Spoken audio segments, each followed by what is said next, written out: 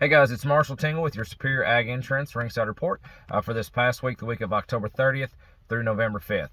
So, we survived October. That's a great sign. Hopefully all of y'all are getting pretty close to being wrapped up in your fields, and that'll be a good sign as we get forward and try to wrap up harvest and wrap up fall. But let's talk about this cattle market real fast. So, still had a really strong runs through our cattle markets across the state of Kentucky this past week. But we did see a little bit of a change, and I don't think it's a bad change. I think it's just one that we kind of saw the writing on the wall for all late summer, and it's just now coming through. So as far as total cattle sold through your auction barns and markets this past week, we sold 21,177 head of cattle. Now, if you compare that to this time last week, you're within about 170 head difference. It's going to be to the minus, so we're 170 head lower than what we were this time last week. So I'm going to call that pretty much steady. That's less than 3 pot loads of cattle across the whole state. That's not a whole lot to get excited about. But now the point I do want to drive home is that if you compare this past week to this time last year, you're down about 2,800 head, which is a pretty solid number, which just goes to prove that I think that we did market most of our cattle back late summer instead of early fall. And I think that's just where the market got pretty hot there, and then it did drop on us. Everybody kind of cashed their chips in early, so to speak. Now, as far as numbers for the year, I think all of our auction markets are right on par with where the numbers should be as compared to, year to year. We're still right on par. There's not a decrease in numbers that I'm seeing so far. I just think everything got marketed just a hair earlier just for the October run. Now, let's talk about this market. So the market is still increasing. And I want to make a point about that here in 1 second, but let's just talk about feeder cattle as a whole. So feeder steers as a whole, we're going to be steady to $4 higher with some instances of $10 higher. So that's a really good sign.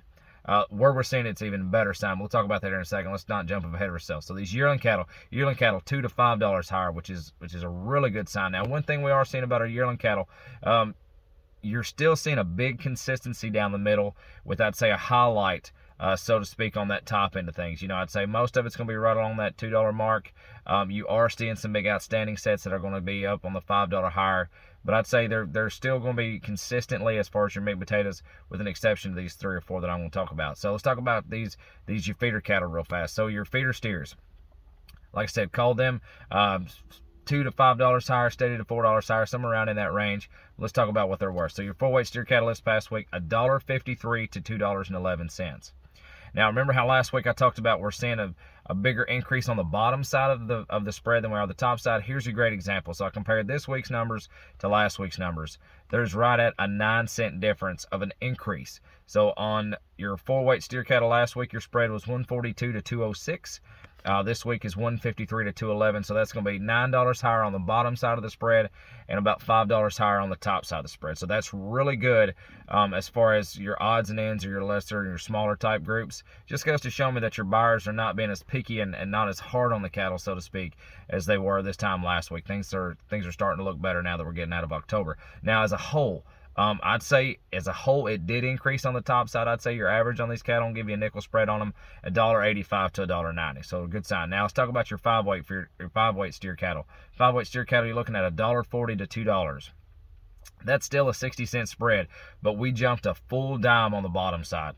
Your bottom side last week was at $1.40. And then on your top side of things, top side last week was only $1.99. Now we're at $2, so that's only $1 increase on the top side. But again, seeing these numbers increase on the bottom side is a really positive note. Now, what are they worth as far as an average? I want to give you another nickel spread on them. I want to call them $1.75 to $1.80. They weren't as tight as they were last week, but $1.75 to $1.80 on a 5-weight steer is still a pretty good sign. Let's talk about these yearlings real fast. So yearlings, call them $2 to $5 higher, which is a good sign, don't get me wrong. But I'm still seeing a lot of these cattle trading right there in that $1.62 to $1.67 mark as a whole on your 8-weight category. Now, there are these outliers that I don't want to talk about, but I'd say as a whole, you're looking at somewhere around that range of $1.62 to $1.67. Let's talk about these loads real fast, your highlight loads. And I've got some Charolais in there to compare if you want to compare and contrast blacks versus colors. So here's your first set of them. Here's 57 head of all black steers, 836 pounds on the average, $1.76. That's a really good sign. That puts us right back on your CME feeder cattle average for your light 8. So that's a really positive sign. Now, here's just set just a little bit heavier. Here's 61 head of these. These are going to be blacks and Charolais crosses, 854 pounds on the average, $1.69. So a $7 difference for 20 pounds, and plus the fact that you've got Charolais on there. So that's going to give you just a little bit of comparison on what we're looking at, blacks versus your colored loads. Now here, get back on top of it. Here's a really nice head. Here's 62 head of these. These are all black steers, 875 pounds on the average, $1.7250. So that puts us back up on the top side of things, which is still a really strong number. That's about $4 back from what your CME is. And given the fact we're in Kentucky and trucking is not cheap right now, that's still a pretty good sign. Now let's go up here just a hair heavier. Here's 58 head of these, all black steers as well, 884 pounds on the average, $1.7180. So put 10 pounds on them, drop back a little bit. That's still a really strong trade. But let's compare another set now. Here's going to be a set on these are going to be primarily Charolais crosses, just a sprinkling of black. And when I say a sprinkling of black, not enough to see the pepper in your mashed potatoes kind of deal. So here's 62 head of these. These are going to be Charolais cross steers, just a sprinkling of black, 871 pounds on the average, $1.6625. Still a strong trade, really nice cattle, but that just goes to show you your difference between your Charolais crosses versus a set of all blacks. Now let's talk about this CME feeder cattle index real fast. So your CME feeder cattle index for the week started off pretty consistent, and then we started to see a decline, but not by huge leaps and bounds. It's still pretty tight, but we did see it go down just a hair. So start off the week Monday the 31st, you're at 176.97. By the time Tuesday the first roll around, you're at 177.29. So we jumped up just a little bit, but not a whole lot.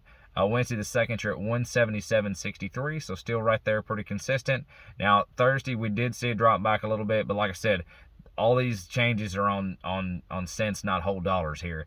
Thursday the 3rd, you're at 176.99, and then by the time we closed out the week, Friday the 4th, you're looking at 176.91. So still pretty consistent across the board on your CME feeder cattle index. So a good sign. But like I said, they're still adding dollars to this cattle market. Yearlings are still going up, and your bottom side is increasing on your feeder cattle, so that's a really good sign all the way across the board. Now, if you have any questions on an LRP policy, a livestock risk protection policy, on a set of cattle that you have, or a set of cattle that you want to put together, or we can even do it on your calf crop.